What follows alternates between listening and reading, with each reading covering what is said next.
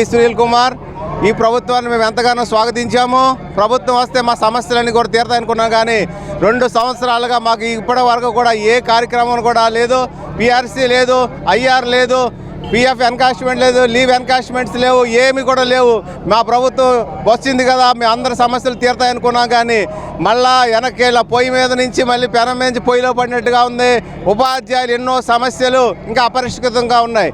ఈ రోజున ఉపాధ్యాయుడు రోడ్డెక్కి ఇలాగ స్టేట్ ధర్నాల్లో కార్యక్రమం పాల్గొన్నారంటే మరి ఇప్పటికైనా ప్రభుత్వం ఆలోచన చేయాలి.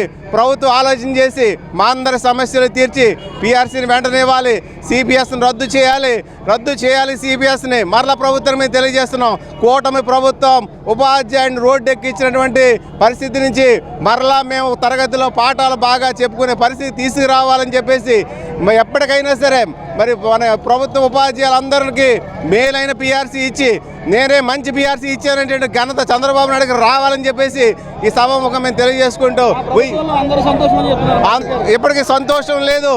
మేము రోడ్లు ఎక్కిన పరిస్థితి వచ్చింది. ఇప్పటికైనా అందరూ కూడా మరి మా ప్రభుత్వం కానీ ఉపాధ్యాయులకు సంక్షేమాన్ని చూడాలని చెప్పేసి ఉపాధ్యాయుడు కష్టపెట్టకుండా ఉపాధ్యాయుడే మరి మేము స్వాగతించాం. ఈ ప్రభుత్వాన్ని ఉపాధ్యాయులకు మేము స్వాగతించాం. ఉపాధ్యాయులకు అన్యాయం జరుగుతుంది, ఉపాధ్యాయులకు న్యాయం చేసే వరకు ఈ పోరాటం ఆగదని చెప్పేసి పిఆర్టీ పరంగా మేము తెలియజేసుకుంటున్నాం.